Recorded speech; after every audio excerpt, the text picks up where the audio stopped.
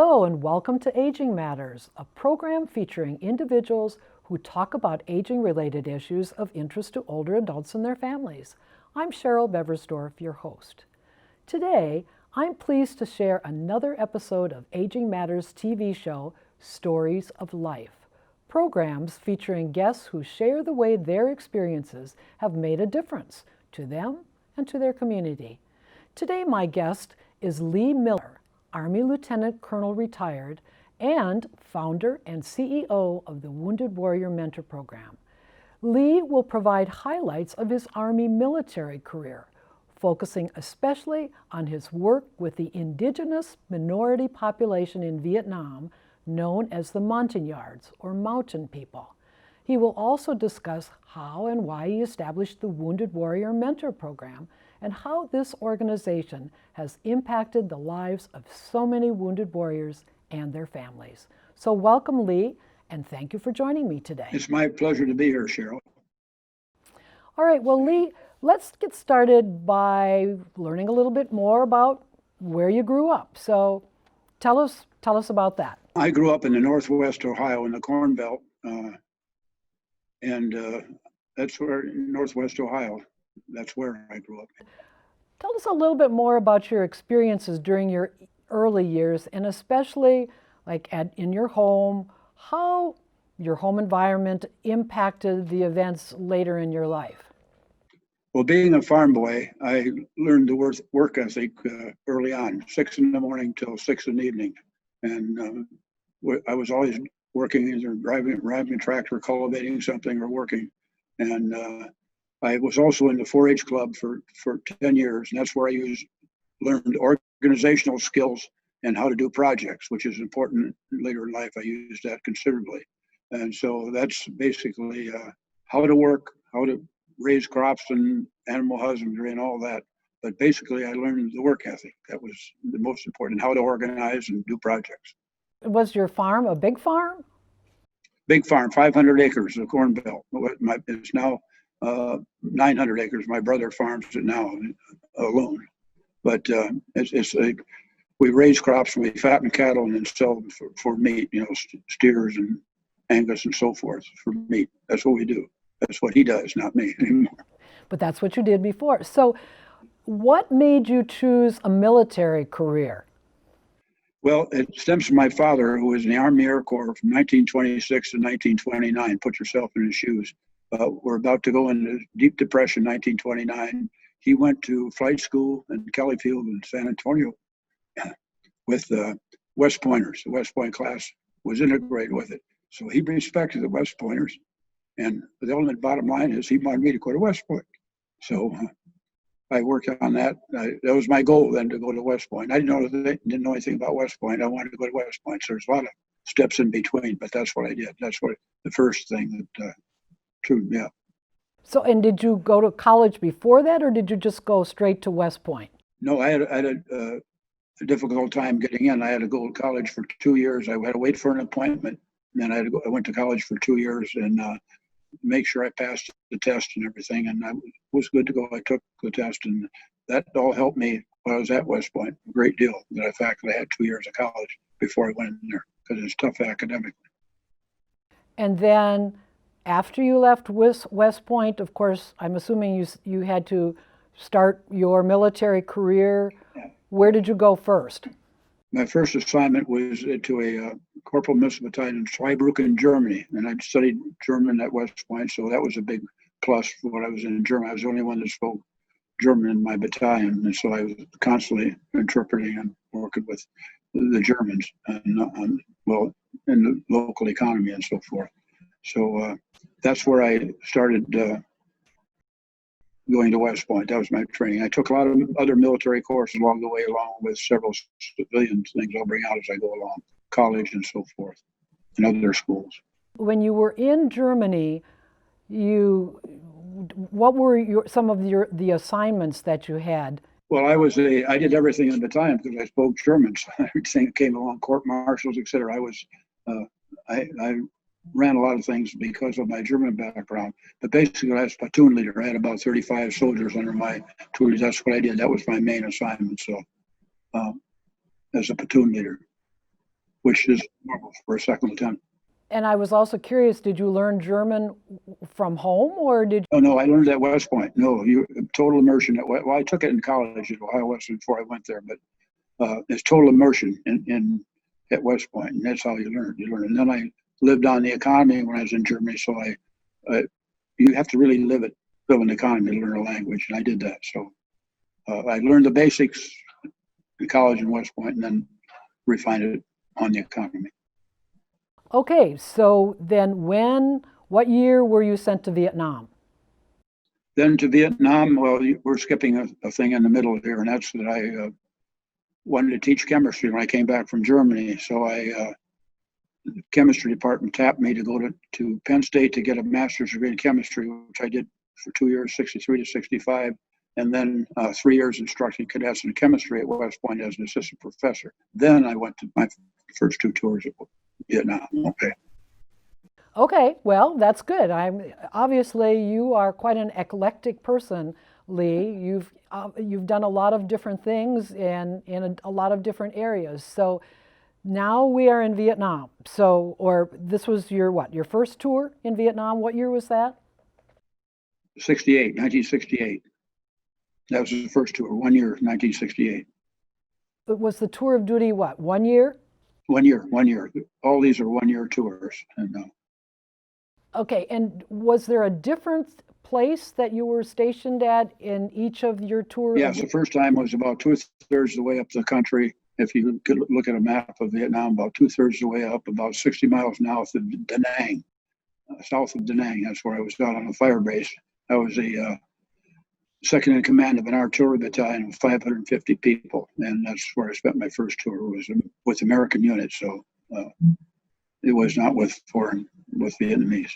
Your second tour of duty, that's really where the special work that you were involved with. Yes, as I was sent to the State Department, I was a special program. I was sent to the State Department in Rosslyn, Virginia for 1 year to learn the language, everything about Vietnam, religion, how the Vietnamese think, how to do projects, working with them, the organizational structure and everything. They didn't tell me about the Montagnards, but anyway, when I got there, I had Montagnards as well. So, but that's how I got my first tour. Now you want to go ahead.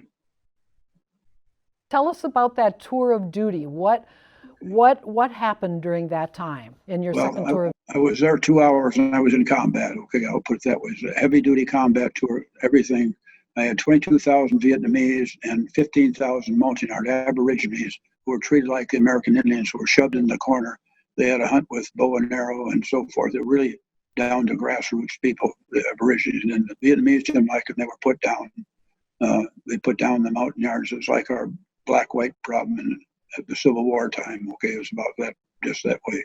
So I had 2 governments to work with. I had the Vietnamese government to work with and the Montagnard government to work with. I had 2 county chiefs to support.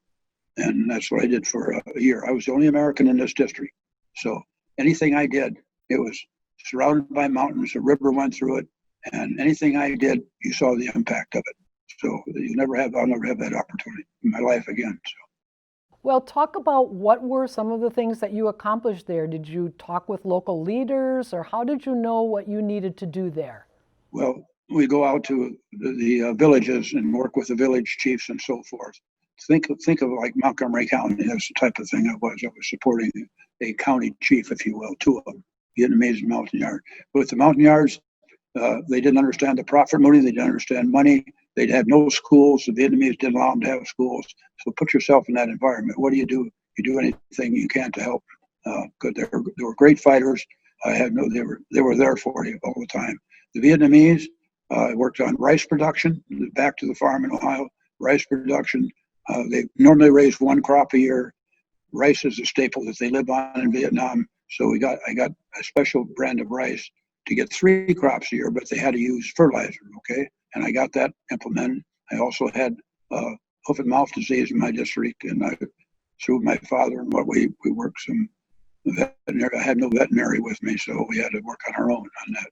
So I worked animal husbandry, and we're going on in the schools and education. I was responsible for everything in that district: schools, road, taxes, everything. So that was all encompassing. 1 road in, 1 road out. Road 40 miles in and a mine road, I might add, and one road out.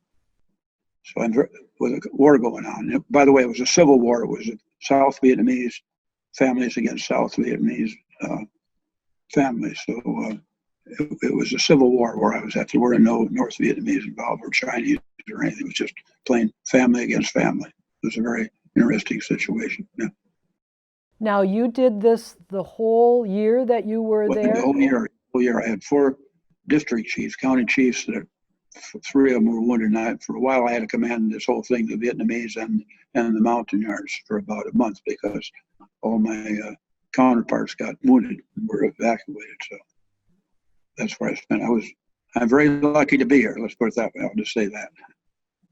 And at the end of that tour of duty, what did you feel like your greatest accomplishments were, Lee?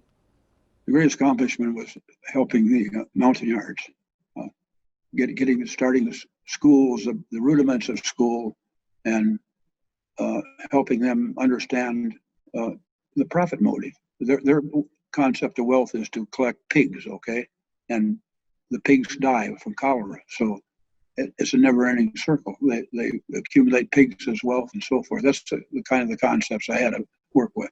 They didn't understand the profit motive whatsoever, or money. They didn't understand money. Pigs are money, okay? Well, they're very interesting people, and I'm very proud of them. Well, and in fact, to that point, Lee, did you receive an award for your work in your work with the Montagnards? Yes, I did. I received an ethnic minority medal for that, and you got the other awards at the same time. I received 2 Bronze Stars for achievement and 2 Bronze Stars for valor in combat. Okay, and then this ethnic minority medal. Plus, I earned a combat infantry badge, which is a very prized thing. So. Okay, well, then did you retire shortly thereafter? I'm trying to get a transition to the circumstances that led you to establish the Wounded Warrior Mentor Program. No, I came back and I had a 2-year tour, and I had a tour in Germany before I retired. And then I came back and I was working as a contracts manager in the government. And that's where I got into the Wounded Warrior Mentor Program after that. So talk about that. What were the circumstances going on in our country, and what were you seeing that made you think that it was a Wounded Warrior Mentor Program would be a good idea? Well, myself and 3 classmates every Saturday would go to Walter Reed. We had many wounded warriors there, okay, and their families, and they were giving them everything: scuba diving trips, World Series tickets, you name it. Ski trips, anything they wanted, they got, but they weren't thinking. They have a wife and 2 children, and they're going to be they're healing for 6 to 18 months, going through a board process, and then they're going to get out. They're going to be discharged with they have to get a new profession. They can't go back in the military because they can't do that. Physically, they can't do it. So they have to get a new profession. And that's where we saw a big gap there to get them on a path to a new productive life and profession using basically education, internships, and jobs. Those are the manner we used. And these other leaders, did I understand that you said that these were classmates? Classmates from West Point, class of '58 from West Point, and John Herron, Bob Treadway, Pete Britnell, and myself, 4 of us. Okay, and 2 of them have passed already. Pete Britnell and Bob Treadway have passed. So there's 2 of us left.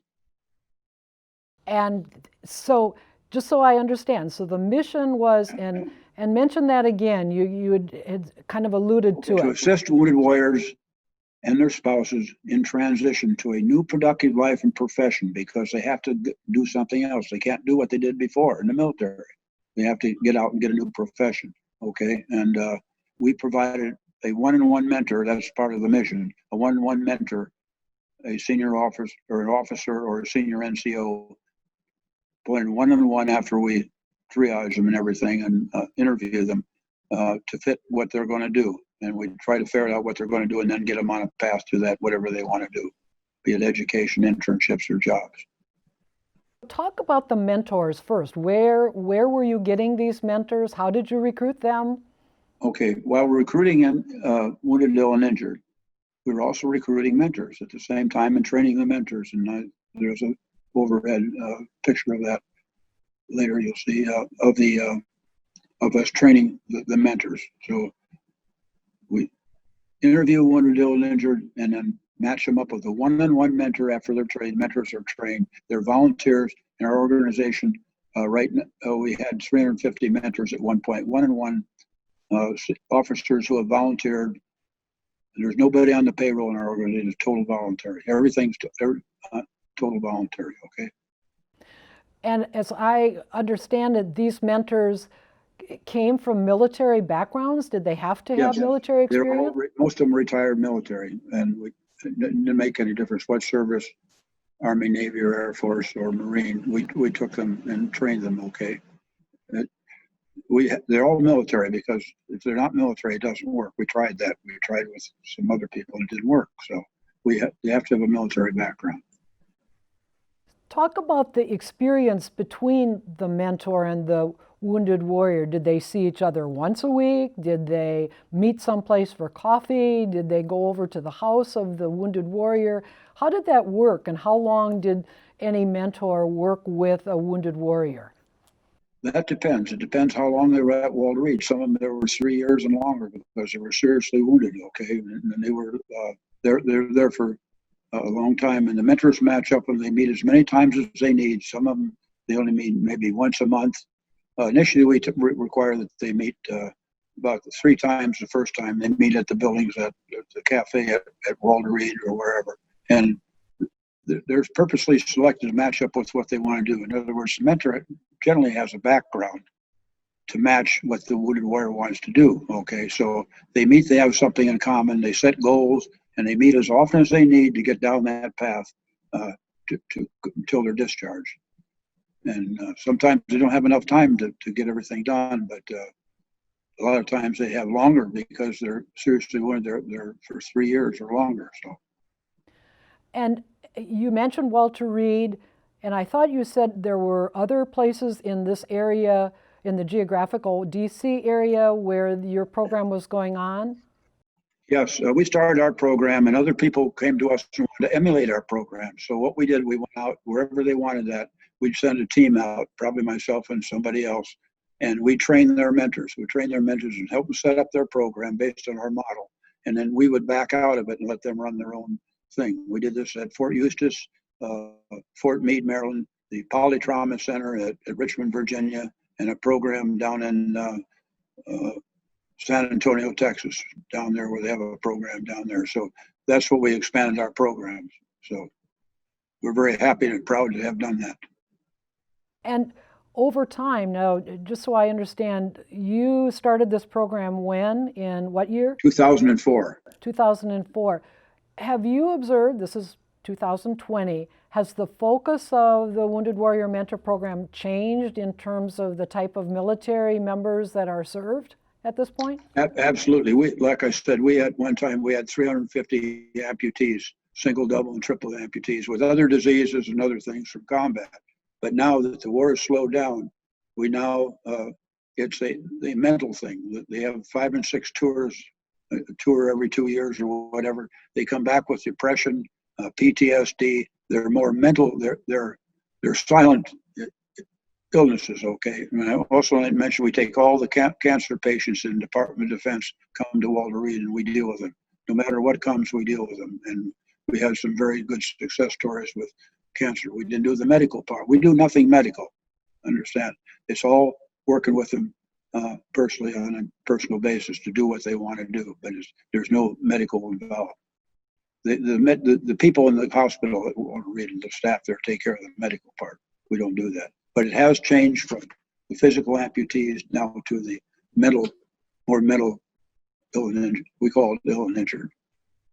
I'm just curious also, because I'm a veteran myself, Lee, as you know. Right, yeah, I know that, yeah. I'm curious to know, did you serve any wounded women warriors? Of course. I'd say about a third of our wounded, ill, and injured are wounded initially, and then more now, so more wounded, ill, and injured are females, and are all ranks and all services. We take all ranks, all services, by the way. It's not Army, Navy, Air Force, and Marines. and Coast Guard. And I just, since this is, let's see, if it was 2004, it's been 16 years. 15 years. How many service personnel and their families has the Wounded Warrior Mentor Program served? That's a hard question for us, because once they leave Walter Reed and go to college or whatever they're going to do, go to an internship or whatever, we can't track them. It's beyond us to track them where they go, and they disappear out there. But we estimate, based on our yearly workload, about 8,000 wounded, ill, and injured over the 15 years. So that's our best estimate. And that's very impressive. Have you had a chance to ever kind of reconnect with any of the mentees and kind of find out how they're doing? Absolutely. Okay, I'll give you an example. I had a wound where a Marine was all beat up with scar tissue all over and shrapnel wounds, lost an eye, one hand all messed up, and he was all hunched over. And I came to him. I mentored this guy, and I got him to take a course down at Montgomery College. I encouraged him to go down there, and he came back. He got a B. He was elated, and he took more courses. Okay, and they kept telling me there was something special about this guy, and they wouldn't tell me what. So it came to his discharge, and he had to report to President Obama to get the Medal of Honor. So I had to initiate him getting started. He went on to University of South Carolina to get his degree. Now he's a spokesperson for the Marine. He goes around and giving speeches for the Marines. Okay, so this guy's fine and all hunkered over. I call that a success story. So, I'll say, and congratulations on that. Thank in you. fact, I did want to find out, how were you honored for your work as the Wounded Warrior Mentor Program founder? I received a reward, Distinguished Service Award, from the West Point chapter of the District of Columbia, 500 members at a banquet. So I got due credit for what I did. I was very honored to receive that award. So, As you should, and that is astounding in terms of how much work you've done with so many people. I was curious now, since we're in COVID-19 period, has that stopped or slowed down the work of the Wounded Warrior Mentor Program? thank you. It definitely has slowed it down, because everything we do now, we can't do it in person anymore. We have to do it by telephone. We recruit wounded, ill, and injured, and we interview them by telephone. We match them up with a mentor by telephone. They assign a mentor, and the mentor then mentors them by telephone. The same process, but it's a lot slower, and it's tedious, and it works. We can do it, but we hope to get back to normal soon. We'd like to get back to what we did before. Sounds like you think you still have a lot of work to do. Still too, but the numbers are way down now. We used to have at Walter Reed 200 people or more. We're down to 30 right now at Walter Reed. Fort Belvoir has about 200 down there. So they're lesser wounded down there, and they're there for a shorter period of time. So Lee, my final question, what has been your greatest passion throughout your life? To help people. That's my motto. Help the Montagnards raise up their standard of living, help the Vietnamese get through the war and increase their productivity, rise, etc.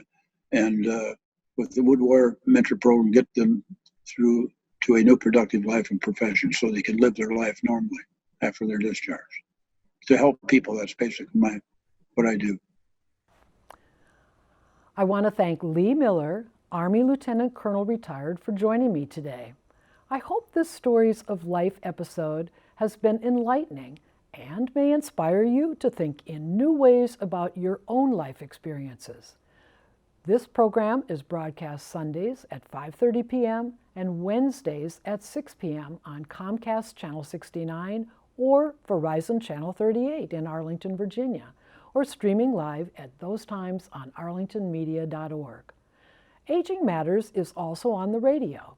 The program is broadcast every Tuesday at 2 p.m. on WERA-LP Arlington 96.7 FM. Be sure to check out the new Aging Matters website, agingmattersonline.com, for more information about all of our radio programs and TV episodes.